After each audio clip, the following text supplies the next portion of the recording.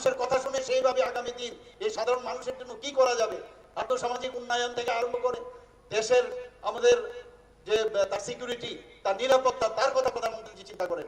আমাদের এখানে আগামী দিন আমাদের 1000 বছর কি হবে তার এবারের ইলেকশন বন্ধুগণ। আমি নিশ্চিত এবারের ইলেকশনের পরে আমরা জানি যে অনেক প্রকল্প, অনেক চিন্তা ভাবনা মাননীয় প্রধানমন্ত্রী আছেন।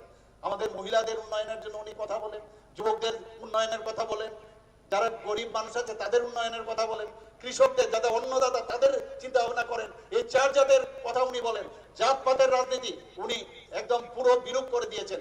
370 ধারা আমরা সবাই জানি যে কিভাবে অনেক কথা হয়েছিল যে 370 ধারা যদি বিলুপ হয় তাহলে চারিদিকে একটা রায়ট হয়ে যাবে, এই হয়ে যাবে, সেই হয়ে যাবে। কোথায় কিছু হলো না। এবং 500 বছর ধরে যে রাম মন্দির তৈরির জন্য কত শহীদ হয়েছে, আমাদের কত মানুষ শহীদ হয়েছে, যারা আমাদের সন্ত থেকে আরম্ভ করে সাধু সন্ত অনেকেই। কিন্তু মাননীয় প্রধানমন্ত্রী যে বলছেন আমি গ্যারান্টি দিচ্ছি, সেই গ্যারান্টির কারণে 22 তারিখ জানুয়ারি মাসে যখন এই আমাদের রামলাল্লার প্রাণ প্রতিষ্ঠা করলো, সারা ভারতবর্ষের মধ্যে দেখা গেল একদম রামময় হয়ে গেছে। আমরা কথায় কথায় কি বলতাম যে আরে এটা তো রাম রাজত্ব না, রাম রাজত্ব নয়। অর্থাৎ রাম রাজত্বের অর্থ কি? অর্থাৎ সেখানে আইনের শাসন ছিল, মানুষের কোনো সমস্যা হলে সেই সমস্যার সমাধান হতো। এখন মনে হচ্ছে সেই 22 তারিখের পর থেকে আজকে আমরা কি বলছি? জয় শ্রীরাম। কি বলছি আমরা? জয় শ্রীরাম। অর্থাৎ এখন সময় এসে গেছে বন্ধুগণ। এবং এই জয়নগরে আমি নিশ্চিত আপনাদের যে আমি কার্যকর্তাদের মধ্যে আমি দেখছি, আমি যখন পৃষ্ঠা প্রমুখ থেকে শুরু করলাম, আমি শেষ পর্যন্ত মেম্বারশিপ ড্রাইভিং চার্জ সেটা সারা ত্রিপুরাতে আমাকে দেওয়া হলো দায়িত্ব। আমাকে 2018-তে আমাকে দায়িত্ব দেওয়া হলো। এখানে বেশিরভাগই আমাদের মেম্বাররা এখানে আছেন, এর জন্য আমি কথাগুলো বলছি। আমাকে যখন বলা হলো যে বুথ ম্যানেজমেন্টের ইনচার্জ, সেটাও আমি করলাম। 1900 বুথ ম্যানেজমেন্টের ইনচার্জ, সেটাও আমি করলাম। পরবর্তী সময়ে আমাকে দায়িত্ব দেওয়া হলো সভাপতির, রাজ্যের সভাপতি, সেটার দায়িত্ব নিলাম। পরবর্তী সময় আমাকে বললো যে রাজ্যসভায় যান, রাজ্যসভাতেও গেলাম। শেষ পর্যন্ত কি হলো? রাজ্যসভা থেকে এসে আমাকে বললো আপনার মুখ্যমন্ত্রী হতে হবে। মুখ্যমন্ত্রী হয়ে গেলাম। আরেকবার ইলেকশন হলো, সেখানেও আবার দ্বিতীয়বারের মুখ্যমন্ত্রী হলাম। বন্ধুগণ, আমাদের ভারতীয় জনতা পার্টি পদের জন্য কেউ কারোর কোন রকম ইচ্ছা নাই। পদ আমরা মনে করি সেই পদের মধ্যে থেকে কাজ করাটা হচ্ছে মানুষের জন্য, কাজ করাটা হচ্ছে ইম্পর্টেন্ট। সেই বিষয়ে আমরা কাজ করি। আমাদের দেশ আগে আমাদের কাছে, তারপর হচ্ছে পার্টি, তারপর হচ্ছে আমরা নিজে। কিন্তু এখানে দেখি উল্টোটাই হচ্ছে। আগে আমি তৃণমূলের দেখছেন তো কি অবস্থা, নিজেদের আগে উন্নতি হতে হবে, পার্টি, তারপরে দেশ। তো কথা মনেই থাকে না। আমাদের মাননীয় প্রধানমন্ত্রী কি বলছেন যে উনি বলছেন मैं चौकीदार हूं, मैं चौकीदार हूं। অর্থাৎ কি? যা मैं खुद भी नहीं खाऊंगा, दूसरे को खाने भी नहीं दूंगा। এটা সাধারণ মানুষও চায় যে একটা সরকার, যারা সরকার তৈরি করে সংখ্যাধিক্যের কারণে সেই সরকারের কাছে মানুষের একটা আশা থাকে যে এই সরকারের যে চুরিবিদ্যা তো দূরে থাক, যে মানুষের জন্য কিছু কাজ করবে। কিন্তু আমরা আজকে কি দেখছি? আমরা দেখেছি আগেও 2014-র আগে এই দেশ টিকবে কি টিকবে না এরকম একটা অবস্থায় ছিল। নিশ্চয়ই আপনাদের মনে আছে মাননীয় প্রধানমন্ত্রী যখন প্রধানমন্ত্রী হলেন, 13 বছর গুজরাটে উনি যখন মুখ্যমন্ত্রী ছিলেন, সেখানে উনি বুঝে গেছেন সেই গুজরাটকে যেভাবে উনি সাজিয়েছেন, মডেল একটা গুজরাট স্টেট উনি বানিয়েছেন। সেই যে উনার অভিজ্ঞতা, তার নিরিখে আজকে দেশকে উনি চালিয়ে যাচ্ছেন। আমরা আশা করি আগামী দিন পশ্চিমবঙ্গেও সেটা হবে, এবং সেটা হবে সময়ে।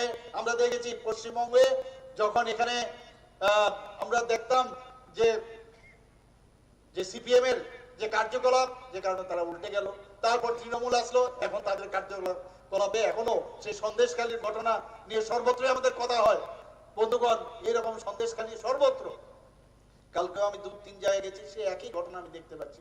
বহু জায়গায় একই চিত্র আমরা দেখতে পাই।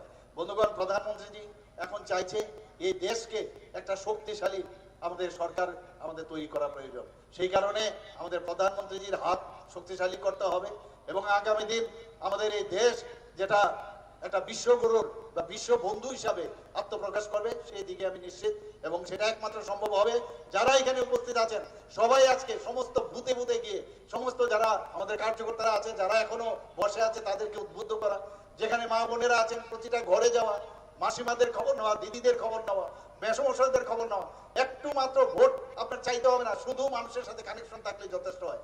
মানুষ চায় যে আমার খবর নেয়, তাহলেই যথেষ্ট। আর গিয়ে বলবেন মোদিজি পাঠিয়েছেন and you are the ambassador of our prime minister, বলবেন উনি আশীর্বাদ চেয়েছেন আপনাদের কাছে। বন্ধুগণ, আমি এখানে আপনাদের এখানে যা অবস্থা দেখছি যে আগামী দিন আমরা যদি যে 32টার যে আসনের আমরা টার্গেট করেছি সেটা নিশ্চিত আমরা পাবো এবং সেটা পেয়ে আপনারা নিশ্চয়ই এই 4 তারিখ এখানে আনন্দ উল্লাস করবেন।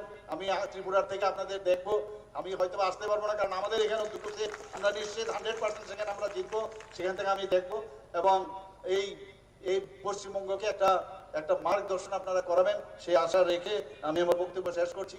সবাইকে অসংখ্য ধন্যবাদ জানিয়ে আমি আমার বক্তব্য শেষ করলাম। ভারত মাতা কি জয়, বন্দে মাতরম।